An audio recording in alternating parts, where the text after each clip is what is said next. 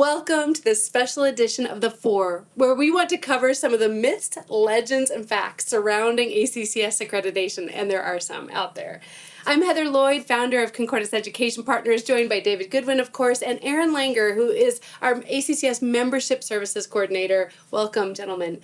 First question, David, I have for you. Let's start with, what is ACCS accreditation? Well, ACCS accreditation follows the goals and echoes the principles that ACCS was founded upon, which is to change the educational environment fundamentally, because progressive education is as antithetical to classical education as can be. And one of the problems is that a lot of times we all grew up in public schools, maybe we were trained as public school educators. We don't necessarily always know what it is that's coming into our environment that we should be careful of. So an accreditation by the ACCS, and we're the accreditor that looks at these kinds of things, our job is to make sure we are practicing classical Christian education in the most pure form that we can find. Oh, excellent. So I wanted to talk a little bit about some of the myths, but before we do, Aaron, tell me a little bit about what your hope is to help schools as they get accredited. Well, great. Yeah. So I am wanting to actually be a part of the beginning part of the accreditation process for schools. So if they have questions about accreditation, concerns about accreditation, they can contact me and we can talk through those things. Nice. And often these things are things that are not an issue at all, but they're just concerns they may have heard about ACCS. They may have been just something that they are willing to step into and just not even knowing what they're getting into, but I can actually kind of calm some of those fears, Great. Knowing what ACCS provides and a pathway toward accreditation. I love that. I think that's so needed. And some of these myths that we're going to talk about today and legends, I think are going to address maybe a lot of the things you're going to be, that people are going to bring to your attention. So first thing, I want to define myth. A myth is a symbolic story that isn't true but has a philosophical truth behind it. I clearly want that definition for this conversation. Right, that's one definition. That's one definition. We're going to use that's the one we'll use today. Legend, a history-based story that has grown taller in the telling, which we know that there are some taller in the telling aspects to ACCS accreditation. And then the truth, what truly is a requirement of ACCS accreditation. So the first thing I want to start with, which is a funny one that I've actually heard before, a teacher was told they couldn't wear Birkenstocks because of ACCS accreditation. Is it true that a school would not be able to become accredited if a teacher was wearing Birkenstocks? Well, I actually just found out what a Birkenstock was about 5 minutes ago. So I think one of the things, and David, you can chime in on this too, but I think one of the things that ACCS is looking for is joyful order. We're looking for our teachers to match the tone of the students that would be in uniform, and for them to be able to have a classroom environment that is academically oriented, but also full of joy and life. But, well, so Tom couldn't be with us today. Tom Spencer, many of you know, our longtime accreditation guru. He injured himself. But if I could channel him a little bit, what he always says is we look for principles, not methods. And in this case, what we're talking about is that there are some principles that could, if one of our teams entered a school where the teachers were all wearing T-shirts and shorts and Birkenstocks, and the kids were kind of sloppy as well, and there's really no standard for grooming or whatever, yes, we would probably say there's a principle violation here, and maybe a Birkenstock might get cited, but that's not at all what caused the violation. No, there's no prescription. You can have a very well-run school with or without neckties, for example, or with or without with the kids in shorts instead, or shorts and T-shirts. We've accredited schools in that situation, uniformed shorts and T-shirts, that kind of thing. So it's really a principle we're looking to, and that's what our standards have, are principles that are applied. One of the things as you're talking, and you brought up, like, even, if you have a school that's wearing flip-flops and all that, that joyful order is a big part of it, and I think that we want to do in our schools as we go to help them get accredited the same thing that we want the teachers doing for the students. We're saying there's a standard we want you to love. There's something we're trying to do that's different. And that decorum is not militant. It's descriptive of something of kind of esprit de corps is something that I like. It's all coming behind something, aiming at something higher. Absolutely. Yeah. Over the years, I'll just say, over the years, I've taken a bunch of phone calls from parents, and some of them in this job. And one of the things that I hear in this job is we were at an ACCS accredited school in this place, and we moved to that place and went to a school, and it said it was classical Christian, but it looks very different. Mm. One of the things we're trying to do is help parents find schools that comport with the core values of classical Christian education. So I guess I'll jump over to you. Right, and I think one of those core values is beauty. And so we're talking not just what's on the wall, but also in our dress too. And the way teachers dress, that says something about the tone of the school. And we want to make sure that complies with the principles of accreditation. And it's not in particular things that we're really trying to nitpick. It's not the Birkenstocks. Right. It's just the overall tone and feel of the school that promotes beauty. So if you're in a situation where the standards are broad, or that maybe from another accreditor or something like that, ask yourself,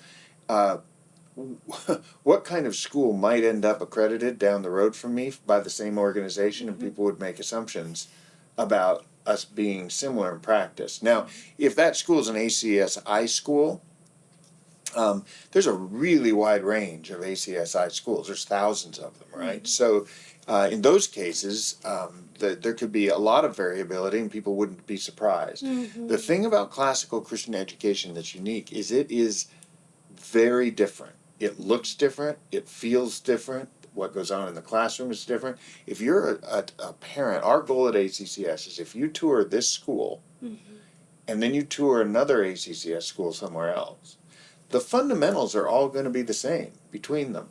Now, one may practice the trivium and another may not. They may use great books-oriented curriculum, or they may use a form of inquiry-based Socratics. The gamut is there. It's a 2,000-year tradition. Right. There's so many things that could be there. What can't be there is social emotional learning. What can't be there are those sorts, right? There's some high fences that we have. Right. That can kind of protect us from progressive educational You can't have whole word learning. You can't, there are things that are educationally accepted, but not in our schools. Mm-hmm. I think that what you said is really important. One of the things is it's not that these parents should walk into every ACCS accredited school and see the exact same everything, but there's a flavor and aroma to them that has that higher calling. And I mean, that yielded to Christ atmosphere, that beauty, I think that is huge. And we know that there is a subjective beauty within objective beauty standards, right? And that idea, I think, is huge. I want to go on to another one really quickly. So, head of school tells the secretary that the front desk needs to look a certain way for the accreditation team. Now, as I say that, this gets a little bit into that, but, what would be the flavor of the front office that lines up with that joyful ethos that we're talking about? Again, it's not prescriptive. The desk must look like this, but it is descriptive. What would you say, Aaron? Well, absolutely. I think there has to be a suit of armor right when you walk in. There must be, I need to see a Michelangelo on oil on canvas. Right. Raphael. It has to be School of Athens. That's true. It must be the School of Athens. Yeah. I think we all know that one. I think it's just in the same sense of the teacher and the ethos there. There must be joyful order. Yeah. When you walk into the classroom, there will be a tone and a feel. I often say when I walked into schools that I knew a well-ordered school 5 minutes after I was in there. And so the front office is going to be that first taste there. There's nothing absolutely prescriptive to this, but most schools do a good job at this. They want to be welcoming anyways to the community, and I think that's exactly kind of what an ACCS accreditation team would want to see. But I don't think if there's some I don't know, some sticky notes somewhere or something like this. It's get the pen in. I'm sorry, it's messy. We're not. That's not. ACCS accreditation teams are not looking at that. We're also not. I would add that we're not looking for perfect. That's not what we're looking for. Is perfect, and there's not a perfect way of doing this. we're sinners doing classical Christian education. There's not a perfect way, but there is something that you walk in. I like to use the analogy of a Marriott. When you walk into a Marriott hotel, there are some certain things that you know that are going to be there. I got to visit a school a few weeks ago, and there was every single person was so friendly in just a very welcoming way. And there was a flavor to the school that was beautiful. It felt godly in its demeanor. That's some of the stuff that is descriptive to what we're looking for. Well, I think this can go to the purpose of accreditation. I have done consulting for schools, and I've done accreditation for schools. The big difference is how much it costs. I'm a lot more expensive as a consultant than I am as an accreditor, right? And so I've told the same thing on front entryways to a number of schools over the years, which is you have to realize any prospective parent's first experience with you is judged in the 30 seconds inside the window of entering your front door. Right. So if you put your money for marketing anywhere, put it in that front entryway, because they're going to judge you within 30 seconds. Everything after that is going to have to move that judgment needle, either negative or positive. But your baseline starts where your front entryway is. And that kind of advice comes from accreditation teams that have key principles and experience into what the best schools do. And that's what ACCS can provide for a lot less money than hiring me as a consultant. Well, and the interesting thing of that too is that's going to help. It really does bless the school to hear those things, to know what those expectations are. Not even, the word expectations isn't right. To know what those flavors are that are what would really draw families in. I think that's good. And these are heads of schools from other accredited ACCS schools, and so they know they're bringing all their experience to bear. And as you said, I mean, to get 3 other heads of schools to come to your school and provide all of these services, all of these insights would be extremely expensive on the consulting side of things. But to have them there for accreditation, you get your bang for your buck right there. Well, and the accreditation team is not there to they're not on a witch hunt not to deny you. What would the way you would say that? What are they there to do? Maybe. Yeah, I think we're there to support the schools. We're there to ensure that quality is happening, that they're chasing excellence as we chase excellence, as we ask our students to chase excellence. We are wanting to be a third party to evaluate the quality of what's happening there. And accreditation just does that very thing for schools. It just makes them better. Right. We are looking for the things that we can do better to better serve our students, to better serve our families, to further the movement of classical Christian education in the United States. Yeah, I want to tell a specific story here because I think this would illustrate it. I visited a school that was very, very well resourced. They were not an ACCS school, but they were a classical Christian school.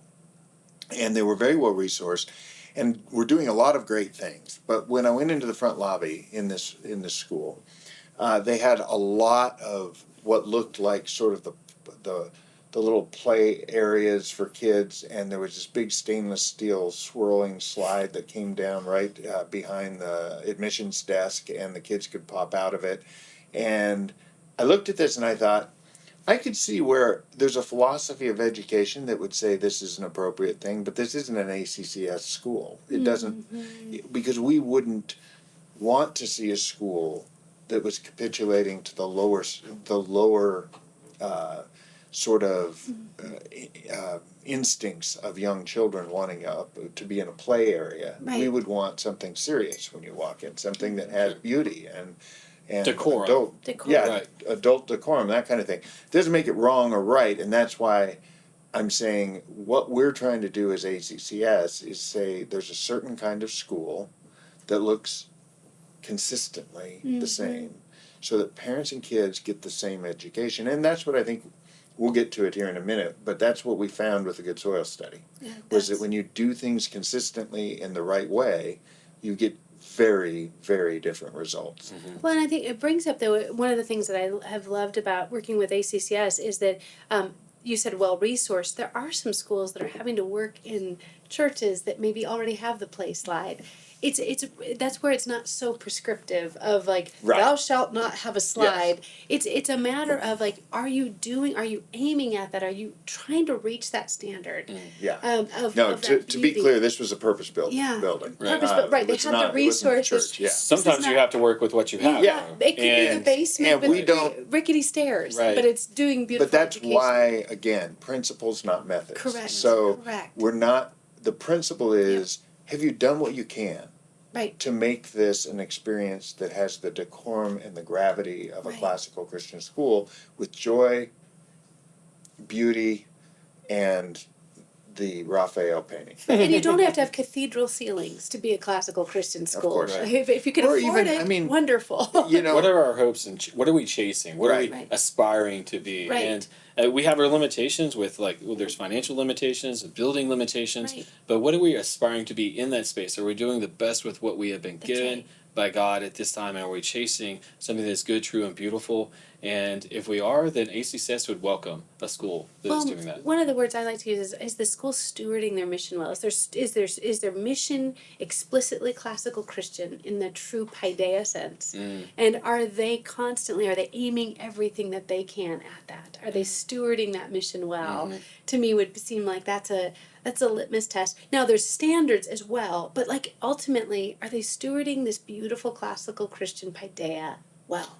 With what the Lord has given them. and I'll say it again, our standards are principle. Right. They're not, they're not going to dictate any Birkenstocks, Post-it notes, Slides. slides. Cathedral ceilings. Yeah, or I see the next question here regards bulletin boards. Yes. So you can ask that Yes. one and we'll get into Yeah, it. no, it's like, if you walk into the classroom and you've got the typical brightly colored primary colors throughout the whole classroom, is that going to cause a school to not get accredited? Is that a myth, a legend, or is there any truth to that? Maybe myth is way it's defined here, because the brightly colored bulletin boards and things like this. Well, of course, we want an environment that highlights the content of what is being covered in the classroom, not distracting and overly stimulating for a student. It's a pedagogical reason. It's a pedagogical reason, but again, there's a philosophical truth behind it. But there is also, minor examples. And again, if you're in a Sunday school room that has this, and this is the way they do it, Murals on the wall. ACCS would be understanding of this. Right. So, Right. Right. Yeah, I mean, basically what you're getting when you're buying into ACCS accreditation is 30 plus years of experience with the books that have been published and what have you. This stuff goes into Beauty for Truth's Sake and a number of other books that we've all picked up here and there, where primary colors and those sorts of things used to the, into a very busy environment are a progressive insertion into the educational model historically.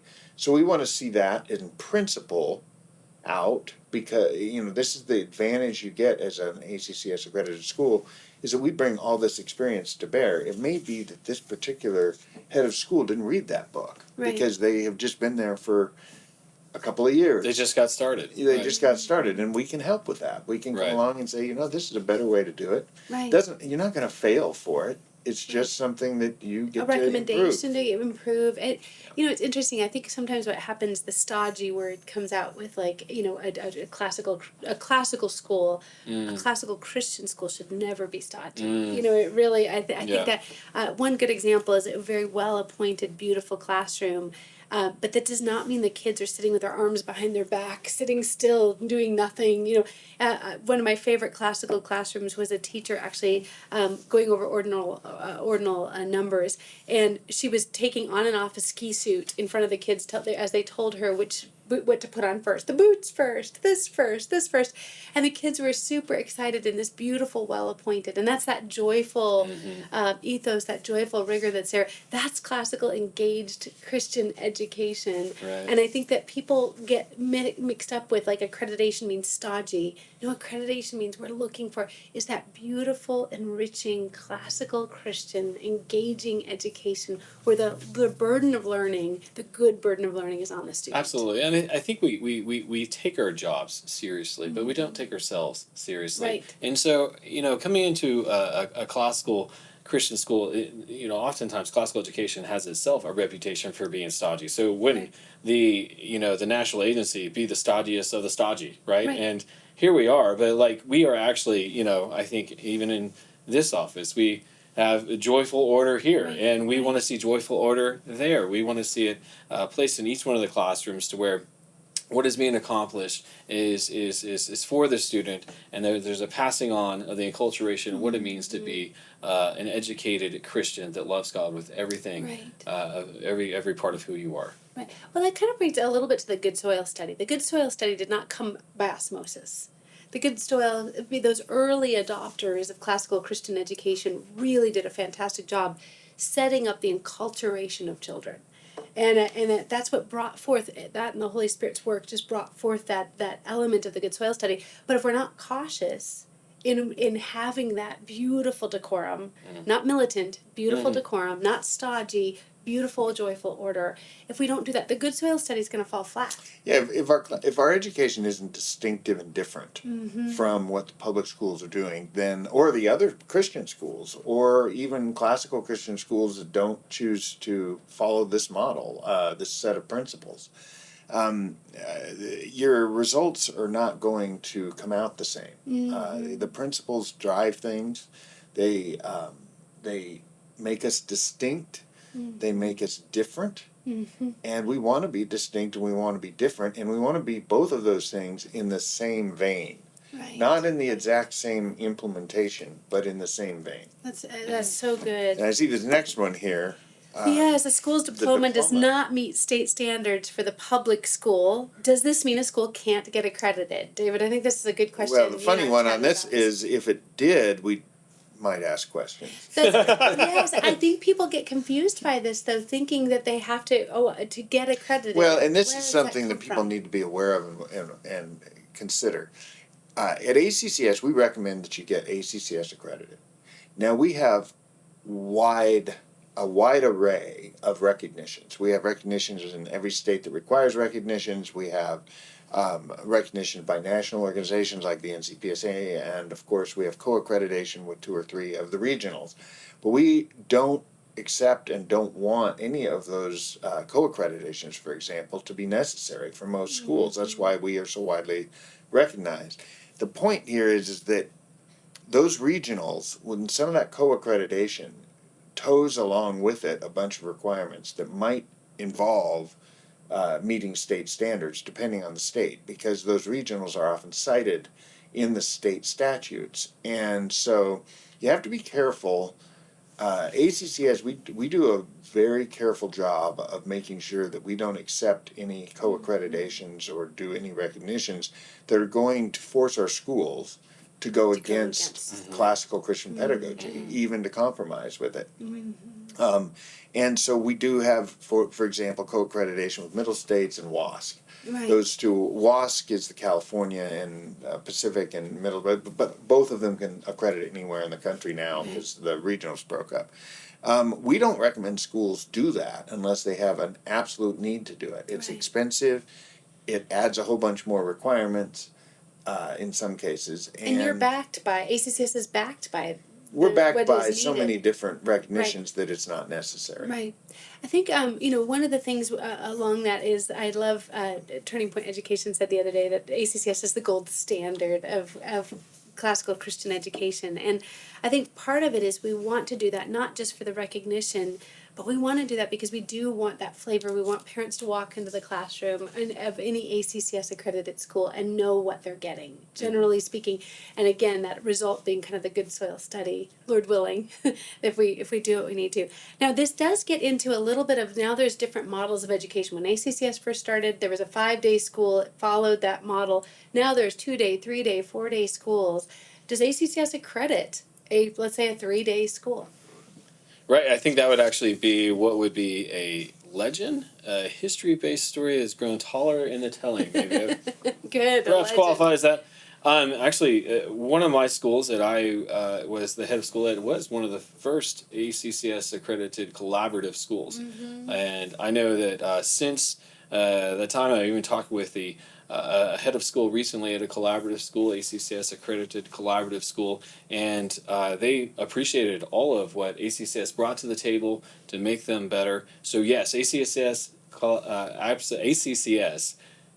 accredits collaborative schools, and these schools are providing a classical Christian education for a wide swath of students all across the United States who have offering at a price point that's accessible to them. Right. In a way that is working with the parents at home, and so it does an amazing job. And ACCS is somebody who comes alongside and helps them to pursue excellence in that particular type of model as well. Well, and as far as collaborative, part of that is that ACCS, they're having the accreditation. It does require that the school is meeting the compulsory education requirements of the state, and that's where collaborative comes in. Is that correct? So if a school is only meeting 2 days a week, they do have to have an equivalent education of whatever the compulsory laws of the state. Is that accurate? It's generally accurate. We are not that concerned about what the state tells schools they have to do. Okay. Except that Romans 13, certainly as Right. biblical Christians, we need to follow the law. Right. So we ask schools, do you follow the law? And that's an important thing, that they do conform to the compulsory education requirements. But that's up to them to figure that out. Right. But also something we can help with too. We can. Like if they have questions about that, contact us, and we're happy to help them through those standards. Well, and that's with the part of state. what your You can help job is going to exactly. be to do that. So, I mean, basically, for us, really, we accredit the widest array of types of schools that I think certainly any classical Christian accreditor does, but even beyond, a lot of other accreditors, because our standard is that there's just like a few fence posts that we want to stay inside. One is you have to offer some kind of diploma and have standards to get there. So we don't do collaborative if by that you mean homeschool co-ops. Right. We don't do co-op kind of work because as good as homeschool is, it's up to every parent what the kid takes. So there's nothing there for us to accredit really. There's no program for us to accredit. It's not put together that way. Another is we don't accredit things we can't see. That's one of the future questions. So go ahead and go there now. Yes. So if you're a K through 8 school, that's great. If you're going to add a 9th grade next year, we aren't going to accredit the 9th grade Until you see it. until we see in it. action. And since you That probably makes don't want to pay to have a visit team every year for the next 5 years until you grow all the way from 8th Right. grade up to 12th grade, you might have an unaccredited high school for the period of time until we can see it. Once we see it, and you can accredit K through 11 if you want, but Right.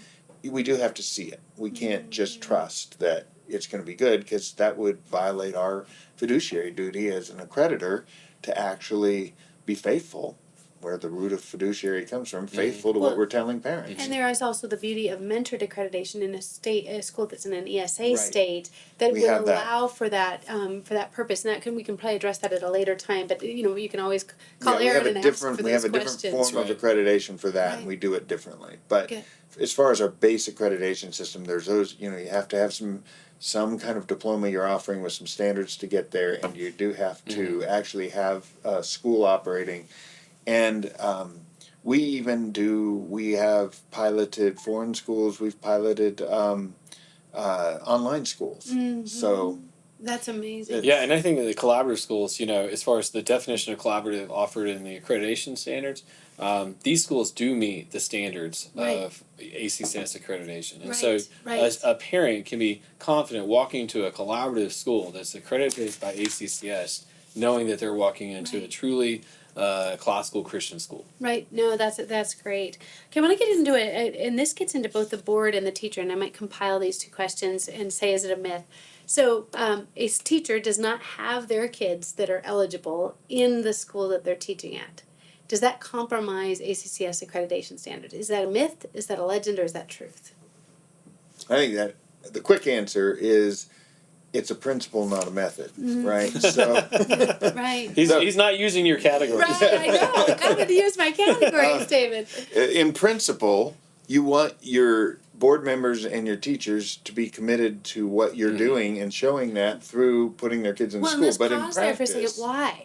Why does it? I mean, I agree with you completely. Why does it matter? Why do we want the teachers and the board members to have their kids in the school? Well, we're not one option among many. We believe, anybody who works in our schools, that this is a life-changing, civilization-sustaining, vital work that we're doing. Yeah.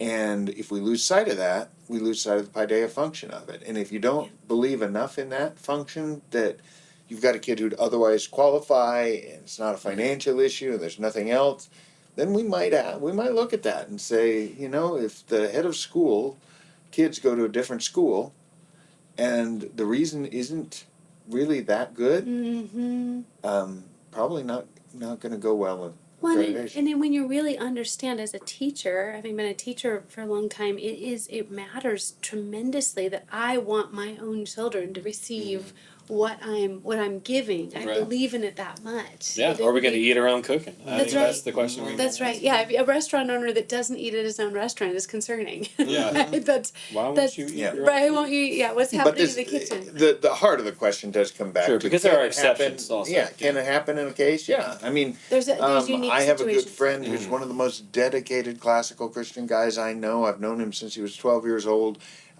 He has all of his kids, or had all of his kids but one and that's 5, or, so a lot of kids. All but one at our classical Christian school. One of them it was not fit because of his academic situation, but that situation resolved over time, as so often happens. Then he moves him back into the school. So that's the kind of thing we want to see. Well, and encouragement to schools too, that there's oftentimes ways to, like, willing learners, helping the parents, kind of helping a teacher, helping a board member, helping a head of school that maybe does have a struggling student.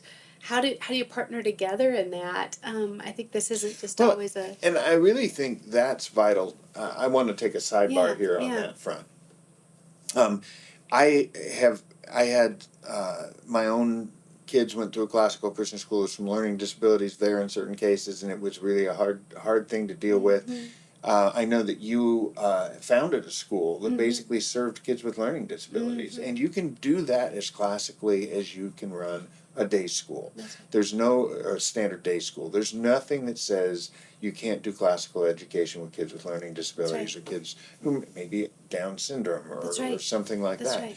So that would be a myth I'd like to bust. We would love to have schools that specialize in that in Absolutely. our accreditation. And we just are making changes. We just made a structural change to the way that we are aligning our educational standards at the ACCS, and that'll come out in the future, maybe out by the time you've seen this. But it's going to allow for specialized diplomas for any type of kid. Yeah. Well, We already do, but Because this will formally do it. It's not just meant to be a rigorous education where you have to read Iliad in the original Greek. It's an education in virtue, and so that is for That all paideia. children. That's That right. is for all That's children. right.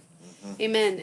I think that is huge. So, don't think for a second that taking a special needs child is going to compromise accreditation. Right. It's not going The to. only thing we don't do is progressive education. And that's, I think that's a good thing. What I love about ACCS accreditation is it kind of holds that strong line of what is progressive education. If you could define that real quickly, what would be some things you'd see in a school that has moved progressively that might actually compromise accreditation because of that? Anything come to mind?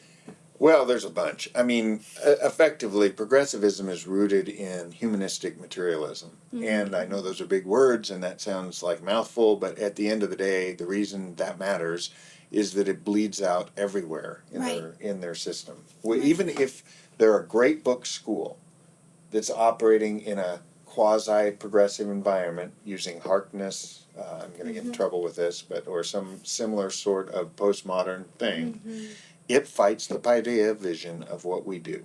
Well, and real quickly to qualify Harkness, that idea that, like, the student can learn in and of themselves. Would that be the There's best no way? established truth. There's no established truths, right? It's kind of like, that's what humanism is ultimately our knowledge is enough. This is a really good sidebar because I think there were people who, certainly in our movement, who use Harkness, who would argue that that's not what it does, and the people at Exeter would probably hem and haw over it. But the reality is that the very bones of the practice are different than Christian discourse. Christian discourse has a teacher in the room who's engaged. Yes. The objective of Harkness is to get the teacher out of the circle so the students can sustain a conversation on their own, ostensibly for noble reasons, because the kids then are learning on their own, right? It's a self-learn kind of thing. But that's not, self-learning isn't a central value of classical Christian Right. education. Mimetic learning is. Learn how to Imitating. learn, learn how to learn like the teacher. Right. Learn how to be like the teacher. And that makes Harkness fundamentally broken in the way that it works. And so, yeah, I think along those lines too, that having no established truth to actually pass on to the next generation. I think also when you talk about progressive education, the first thing that comes to my mind is a removal of Christ from the classroom. That's right. And so what we are wanting is something where the Christian worldview is so pervasive, it is like the air that we breathe. And It's so in the DNA and every fiber of the school. Exactly. So the students at a classical Christian school leave there, they can't help but think Christianly about the world around them. That's ultimately what we're trying to inculturate in these children. I had the best. Well, go ahead. I just wanted to supplement that. There are many, many Christian schools that are progressive, even though they have Christ, because they sequester Christ into the Bible class Or and chapel the program. chapel program or Right. something like that. And that was an early distinctive of classical. And It's so if through we're every on an part. accreditation visit and we Right. see chapels and New Testament survey courses, but in the rest of the classes, It's not there. Christ isn't the central informing Right. overlay on It's not everything truly that a they're Christian doing. education. Right. It's Then not, it's not truly Christian, by which we mean it's not classical Right. Christian. That's why we had to because put it's the classical through on every the part. front It's of not it. that chapel is bad. It's not that a Bible class is bad. It's the idea that it's infused in the whole day. It cannot be regulated to these things. If it's right. sequestered, It's that's sequestered the to problem. the thing. I think that's a huge thing. I want to go on to another thing. So let's talk about phonics for a moment. So you mentioned earlier whole language learning or whole word learning. Why would sight word learning, to kind of use more of a vernacular term, why would sight word learning be antithetical to classical Christian education? Well, to bring this around to accreditation standards, this is why you need this kind of standard, is that if a school out there chooses to do whole word learning instead of phonics learning, they're actually progressive in their form. What whole word learning came from were science. So, of course, as soon as the progressives had control of the education system, they started doing science on kids. They started looking at kids and saying, how can we scientifically improve their world? Now, of course, science is a powerful tool, and it did work sometimes, and sometimes we then, it's the Egyptian gold. We'll take a thing or two, like dyslexia, Right, or right. some of the learning disabilities. There's ways of addressing those problems that came from science, and we'll stay there. But whole word learning was one where scientists figured out that if you jumbled up the words inside of they keep the first letter and the last letter the same in a word, and you jumble it up and you give it to an adult and say, read this quickly and tell me what it says, they didn't care the order of the letters inside the word. So, by consequence, why are we teaching kids to sound out words when adults don't read that way? Adults just see a word, they see the first and last letter, and if we jumble things, it doesn't really matter. No, it's because they're just recognizing the pattern of the word. They're not sounding it out in their head. So we don't need to teach kids how to sound things out. Well, the problem was the tradition of it in history, the long tradition of teaching kids to read, is to teach the phonemes, the word combinations. Well, the consequence of teaching whole word learning is kids never really develop good learning skills, good reading skills, Right. because what they're doing is trying to memorize every whole word instead of just sounding Being it able to out decode them. and transitioning over that threshold through a lifetime like most adults do.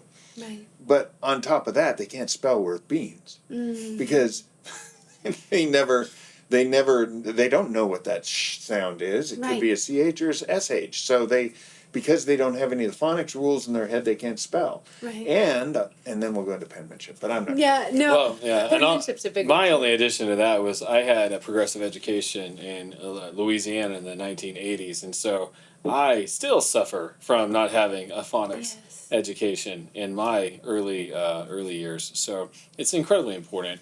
And my son, who learned phonics is teaching me. So I think it's incredibly important. It serves you for the life, your entire life, and it allows for just later learning. So Yeah, fun fact on that. Anytime you watch a spelling bee, what's the first question they ask after the word's read? What's the word origin? Right? The reason they ask that is because phonemes are different based on the root language. And so they can always spell it if they know it originated in French or German or Latin or Greek. They can spell it then because they know what the phonemes are. Right. So it's root to spelling. You can't really ever learn spelling if you don't learn the fundamental phonemes. Well, and don't you think the heart of this is with accreditation? There's academic accreditation. There's also the flavor of the school. But this gets into we're people of the word. We should be people of good words. We should be able to read well. We should be able to. This is an aspect of Christianity that the reading matters. The comprehension matters. I mean, the Puritans really wanted biblical literacy. That was kind of the reason they established what were actually technically public schools at the time to have people, and that this matters. I think this is a great time to go back to what we said about principles and methods and come back to saying there are some methods actually, the teaching of phonics is a method, that are well established within the classical realm that we do prescribe in our classical Christian standards at the ACCS. And we don't do that very often. There aren't that many things But that we actually say. That matter. But we've got a lot. Yeah. I mean, you got to have the humility when you come to this. I'm still learning. I just finished a book on this topic, and I learned more in the last 3 years writing that book than I knew before I started. I think just because even though I have been in classical Christian education now for 30 years, there was a lot to learn. Well, and don't you think that that's a big thing, the humility of the school? It's not that a school shouldn't even call you that is not doing maybe a good phonics program, because the process takes a while, and we can help them with that process. Exactly, yeah, and we want to take a school from like a good idea, and some parents who have a good idea to every stage in the life of that school to accredit it, and we're here to help them along the way, to make sure that they're moving along the way, along this train to actually being an accredited school, so that a parent walks into the school, they say, oh, this school is ACCS accredited. Right. I know what I'm walking into. I know that they have a third party that is saying this is up to par with what the standards would be with ACCS. This isn't up to par academics, and that's what accreditation does. Yeah, I think it's a good time to talk about visiting teams in this, because visiting teams, one of the things that standards help you do, and this is something that we hear these sort of myths out there that ACCS is prescriptive, not descriptive, or that ACCS, the visiting teams all want to see this or that. The beauty is our standards have been refined to the point where if you're on an ACCS visit and you have an opinion, we don't let you, as a head of school, you who's on the visit, the accrediting team, you're welcome to talk after the fact and give your advice. But unless it's in a standard, just because your school does it that way doesn't mean you can tell that school to do it that way. And it's easier for us to do because we have some clear standards. It's like 2 + 2 is 4. You're seeing, is the 4 there? Well, and if you didn't see any Shirley grammar in the classroom, and you're a head of school and you love Shirley grammar and you've used it your whole life, but this school doesn't use Shirley grammar, that's not something you can bring into this equation. Yeah, any particular curriculum choices, Saxon math, things like this. I mean, these are things that are probably based in some good thought by that head of school, by their academic team there, by their teachers. But it's not something that ACCS prescribes necessarily. We obviously want to see math in the grammar school, but the particular piece of curriculum, that tool that's being used there, is not prescribed. I think that's another myth. That is, the philosophy is that we want good academics, and there are certain tools of curricula that help. But the real big idea is you don't have to be using certain curriculum to be classical Christian, and there are certain things that are maybe not. But not necessarily. It's really more about the teacher working with the students and building those skills. The way that the classical Christian tradition recommend. Because we're not reliant upon curriculum. Curriculum is a tool to be used. Do we want to see our schools teach logic? Absolutely. Right. Our students need to learn logic, but which logic curriculum they use, there's a lot of good choices out there. Right. So, And phonics, there's a lot of good phonics programs, a lot of good grammar programs. There's lots to choose from. Well, let's move on to another one. Let's talk about the board for a moment. So let's say the board does not have meeting minutes. They don't have any meeting minutes. They've just been having a great jolly old time. Can they get accredited without meeting minutes? well, they should have some minutes of some sort. But Yeah. yeah. Yeah, what would you Well, say, David? Well, what's always the case is we're most concerned that this is resolved, not that we're gonna strike the school from Not the witch ACCS. hunt. Witch hunt for it. Yeah, Yeah. the ACCS lists are kept by a list keeper, and we're striking you because you didn't keep minutes. Right. No, it doesn't work like that. It's like, okay, we're noticing a lack of minutes, or maybe these look like they were written after the fact or something like that. Can you tell us if there's a process put in place now that you're going to get minutes from here on out? And we have these things called discrepancies. I know other groups have changed the names, or people do different things. There's a discrepancy from the standard. Discrepancy basically. from the standard. It just means there's the bullseye and you didn't quite Right. hit it. You might get a discrepancy over something like that, but you're not gonna. If that's the only problem you've got, you're not going to fail accreditation. Unless the school came back and said, no, we refuse to do minutes. We don't care what the IRS standard is for a 501c3. Yeah. We refuse. That would be a different Right. situation, the humility aspect. Yeah. But one of the things through accreditation, we're going to be able to say, hey, this is a great tool for you guys to have to look back on your decision making process. Decisions were made that can be referenced by future board members, and we're going to give them the reason why. Not that Right. just you should have it, and we just think you should have it just to have it, but there's a good reason why minutes should be taken in board meetings, and we're going to promote not just the standard, but the reason behind the standard as Good. well. I love that. Yeah, those are pretty easy. I'm waiting for we take our minutes with an AI. It's only a matter of time. A lot of them are doing it. A lot of them are doing it. Makes life easy. So now what? Okay. That's good. Going on, what about this? The kids' uniform must have black shoes. Is that Oh, a wow. myth, a legend, or truth? That's absolutely true. Every kid must have black shoes in every Teachers school we ever included, visit. Teachers included. closed-toed, everything. Yeah, closed-toed. Yeah. You know, at the school I was at, we did have that rule, and you would be surprised what you can do with a Sharpie. That's hilarious. Just in case. Yeah. That's hilarious. A lot of swooshes were taken off Yeah. of shoes with a Sharpie. Shoes come in white, they leave black. Yeah. But is that a requirement? Spray paint. Not a requirement. Not a requirement at all. There's again, it relates to decorum. It relates to the tone of the school, the seriousness of the situation that we're coming to the school, and we're going before our teachers to learn from them. We want to look appropriate, but are the shoes black? Are they brown? Are they black and brown? Right. Obviously, we don't want something distracting with glitter and cartoon character Fitting on. shoes to the uniform. Fitting to the uniform, fitting to Yeah. the practice of the classical Christian school. Yeah. But even the glitter is a particular Right. that has to go with other things. Right. Right? What we're looking for is decorum. The principle is decorum. And I joke with the glitter a little bit, but at the end of the day, I have been in schools that when I look at the whole picture, I'm not sure I want this school in accreditation, and I think our members should appreciate that. Because if it gets there, then we're going to have parents who are unsure of what an ACCS school is. But it's usually like 5 or 10 things.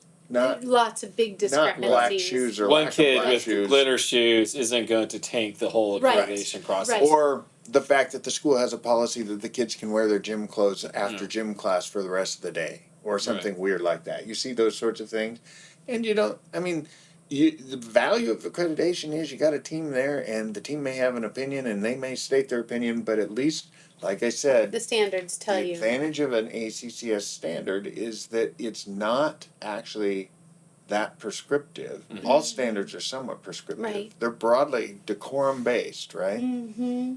No one thing is going to violate the standard. Right. It's going to have to be a combination of things. That's that's Yeah. really good. Okay, so how about this? The school handbook should have a statement of faith, myth, legend, or truth. That one's an easy one, right? Truth. Truth. Truth. Truth. Part Absolute of this truth. paideia education is that we're explicitly Christian in every fiber. Yeah, That's a huge and part. there needs to be clarity as to what that statement of faith, how that is taken. Right. Do board members have to believe it, or do teachers Abide teach by according it, to or- it? yep. Do you have, Yep. for example, Catholic teachers teaching and it violates the statement of faith? Well, is that in your policy?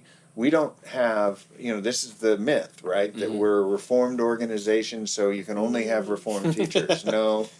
We have pliability in all of those standards to allow for those things, but the statement of faith is definitely essential. Yes. Right. Yeah. How you conform to it is also Essential. important. Yeah. Right. Yeah, where it's actually implemented in the school, what this means, and even to become a member of ACCS, Right. they must subscribe to the ACCS Tenets. statement of faith, Right. right?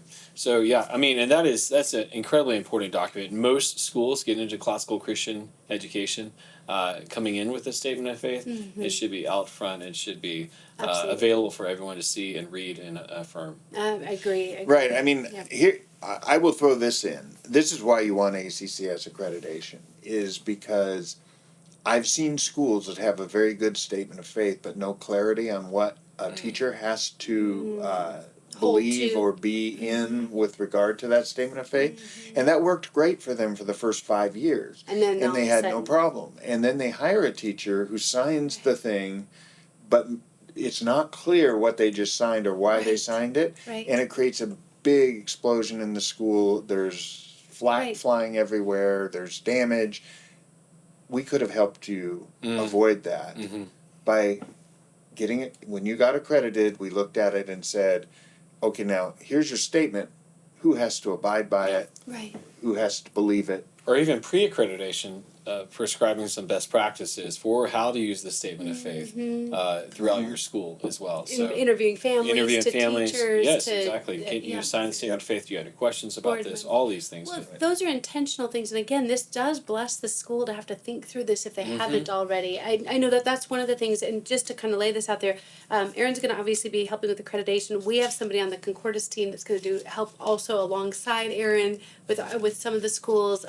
We are really here to not make sure you fail. We're here to make sure you're successful Right. in this classical Christian endeavor. And Tom, who isn't here today, works in that equation too, because he's the one who's keeping the visiting heads. Right. We don't want like a mass of opinions going to the school. They're welcome Is to the listen standard. to any suggestions, but we want things held to the same set of standards consistently, and that's what Tom does. And that's what's needed for accreditation. It's saying that there's a certain product to it. Yeah. Let's talk one other one that can be a little loaded. You have a female board member or a female head of school. Can't get accredited? Myth, legend, or truth?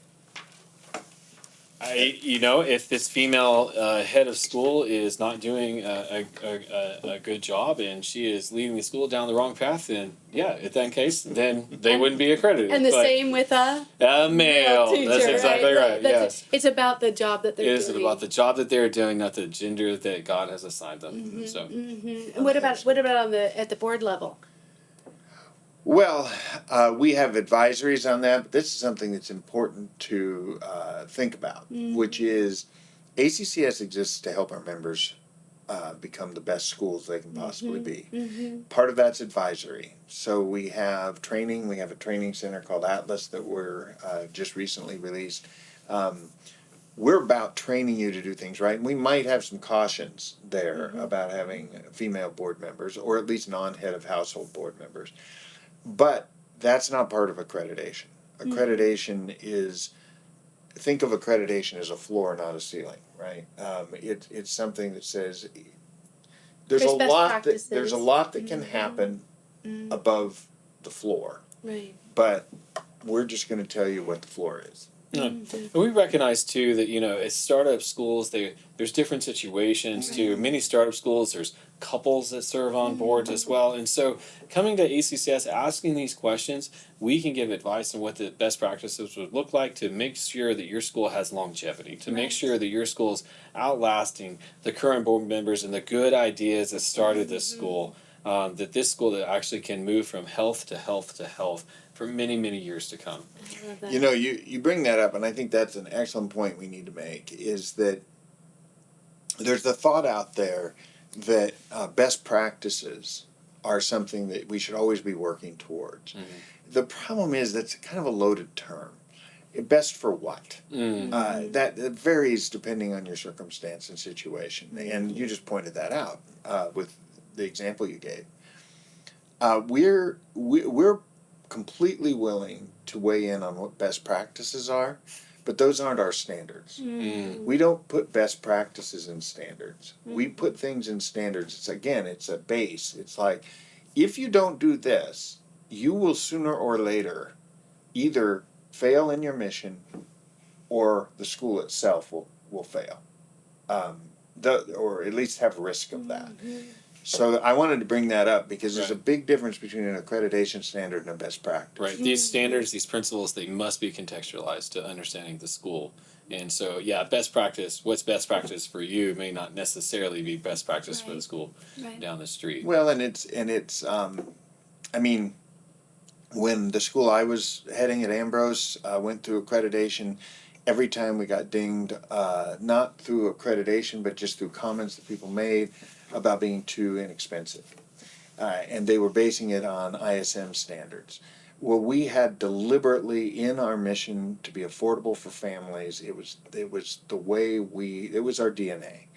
And it wasn't a best practice for us to do what ISM said to do.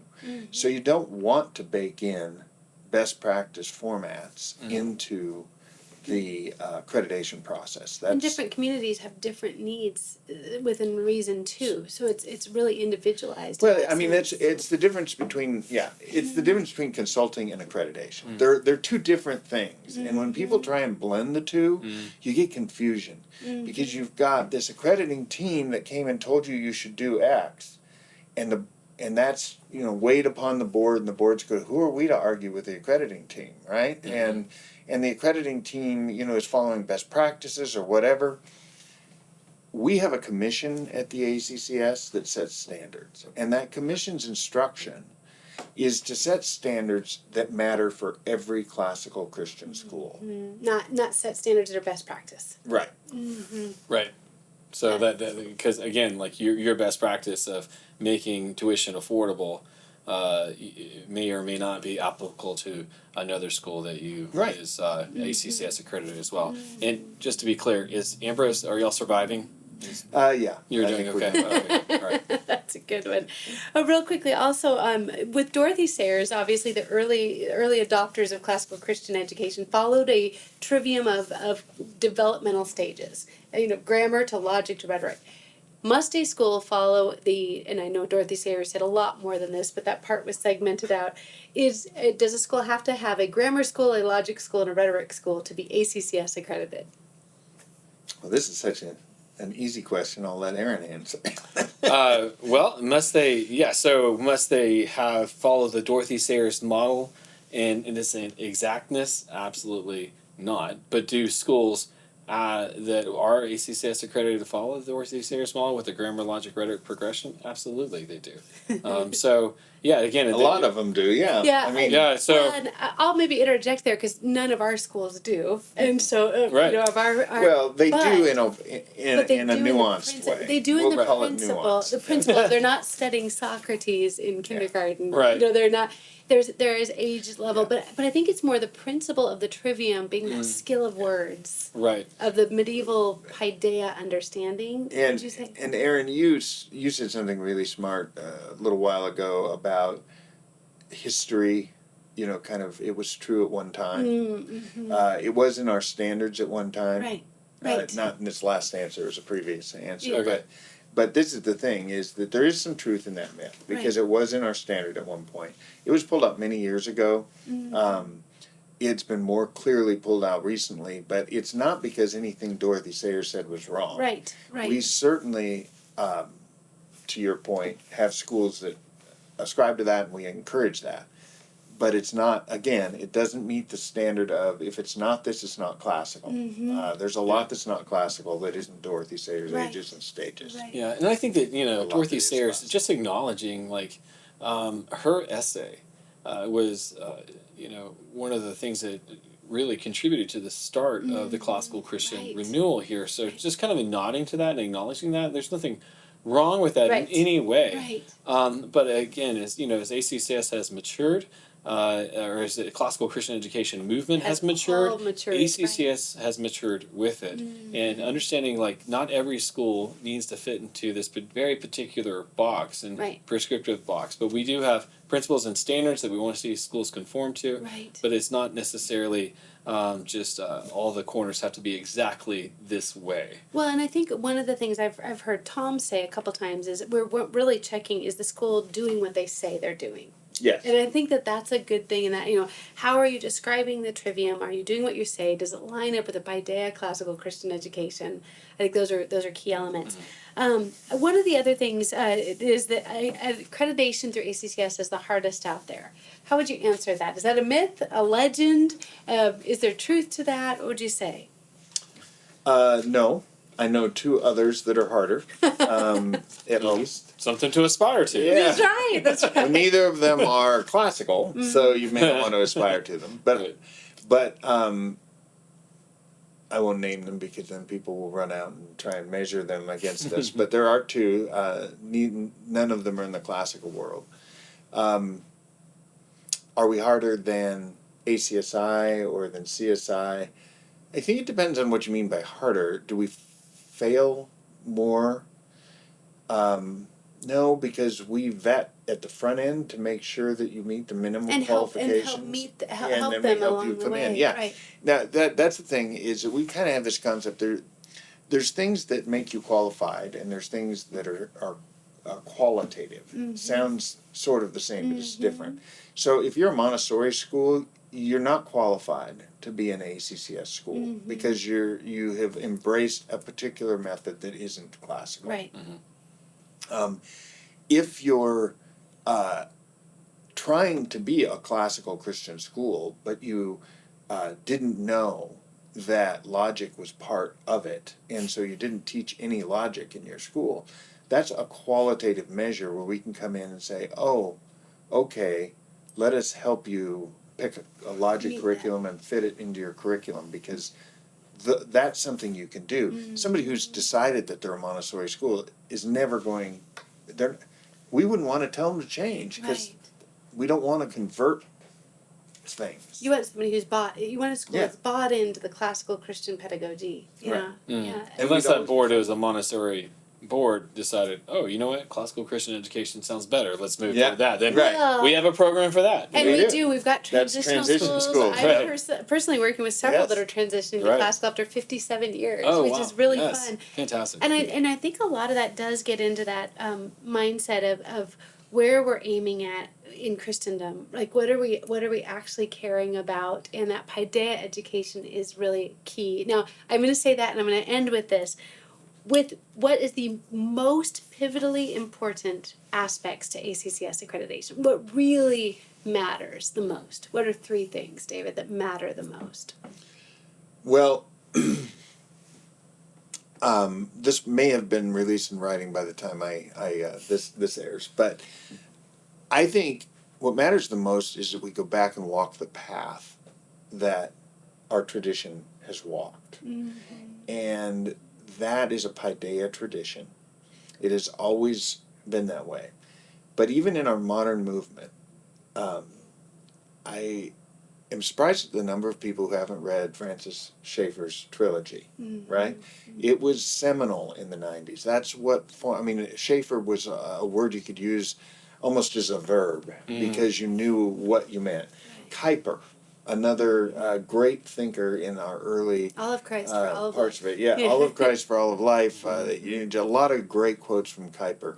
The C.S. Lewis, the discarded image, looking at medieval and Dorothy Sayers were swimming the same milieu as Lewis at the same time. You know, obviously they're going to speak very similarly. Or even Abolition of Man and the Men Without Abolition Chest of Man, yeah. aspect. But all of those, I mean, even Sayers, this is the surprising thing, is if you pull Sayers out and you read what she says, read it like you're supposed to read it, right? It's a thesis, and it has a conclusion. So read the beginning and read the end, and pay attention to what she's saying. Because what she's saying is the medievals got it right. So this is our model, and the medieval model is a paideia model. It is the model of transforming the student through not being conformed to the world, but being transformed by the renewal of their mind, as Romans 12 says, to that which is Christ-like. And that means we're civilization changers, because that's what Schaeffer was saying, is that we lost our civilization when we quit educating like this. And so you said, what are the important things? Right. Well, the one most important thing is paideia. Yeah. It's imperative that we not get pulled into the humanistic, human flourishing kind of idea, that what we're about is kind of cultivating a human into a flourishing human. That's a good thing to do, but that's not The same task. as human, and it's not the same as human flourishing. Well, Flourishing. even if it is the same, what my point is it can't be the center of our purpose, because anything that exists for a purpose outside of Christ, it will fail. Right. Ultimately, it must glorify God. Right. Yeah, it's about the worship of Jesus Christ and the worship of God. And the worship is not something we do on Sundays, it's a life that we walk in. We walk in worship all the time. That was always the central theme. If you look at Angels in the Architecture, the book Doug wrote way back in the 90s, that's its central theme. That whether it's how we treat our wives, how we raise our children, how we vote in elections, how we think about politics, how we think about the church, how we think about, civics, local, everything is saturated in Christ-likeness. I call it the crock pot. It's cooking in the crock pot. All the flavors are churning with the same flavors. Yeah. So that's what paideia is. Yeah. It's the enculturation of the child. And I think we've drifted in some parts of classical education more towards great books or humanism or things that are good, but they're just not good centrally. Knowledge sometimes becomes the aim rather than Christ being the aim. It's good, but it's not the best. The best is Christ. Right. And that's where, for the Greeks, knowledge was the end. For the Christians, conformance to the truth means conformance to Christ, because Christ is the truth, obviously. So that I think is centrally what we're trying to achieve with accreditation, is to make sure that that's what comes out of the school. I love that. Not with every kid, because every kid's different, but with every effort that the school's putting into it, it needs to be centered on paideia. Yeah. I think that that's such a helpful way to end, because that's ultimately what ACCS cares about, is that beautiful classical Christian paideia education. So thank you for joining us today, and we hope you've enjoyed this episode of The Four.